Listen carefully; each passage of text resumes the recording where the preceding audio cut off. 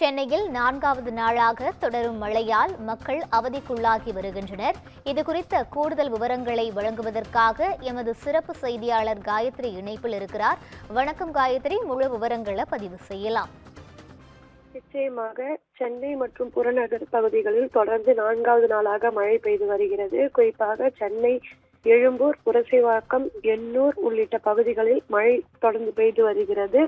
அதே போன்று பாரிமுனை, ராயபுரம், வண்ணாரப்பேட்டை உள்ளிட்ட இடங்களிலும் சாரல் மழை பெய்து வருவதாக தகவல்கள் தெரிவிக்கின்றன. இந்நிலையில் சென்னையில் தொடர்ந்து 4வது நாளாக மழை பெய்து வருவதை நம்மால் பார்க்க முடிகிறது.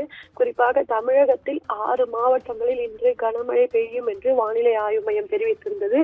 அதன்படி வானிலை ஆய்வு மையம் வெளியிட்டிருந்த செய்தி குறிப்பில் கீழடுக்கு சுழற்சி காரணமாக தமிழகத்தில் 6 மாவட்டங்களில் இன்று கனமழை பெய்யும் என்று தெரிவிக்கப்பட்டிருந்தது. அதன்படி தர்மபுரி, தூத்துக்குடி, கிருஷ்ணகிரி, ராமநாதபுரம், நெல்லை மற்றும் கன்னியாகுமரி ஆகிய 6 மாவட்டங்களில் இன்று கனமழை பெய்யும் என்று வானிலை ஆய்வு மையம் தெரிவித்திருந்தது. மேலும் 12 மாவட்டங்களில் மிதமான மழைக்கு வாய்ப்பு இருப்பதாக தெரிவிக்கப்பட்டிருக்கிறது. குறிப்பாக இன்று காலை 10 மணி வரை 12 மாவட்டங்களில் மிதமான மழைக்கு வாய்ப்பு இருப்பதாக வானிலை ஆய்வு மையம் சார்பில் தற்பொழுது ஒரு தகவலும் வெளியிடப்பட்டிருக்கிறது என்பது குறிப்பிடத்தக்கது.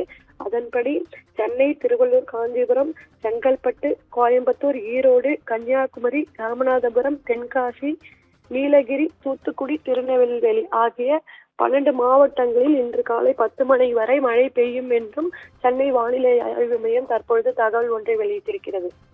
விவரங்களை வழங்கியமைக்கு நன்றி காயத்ரி.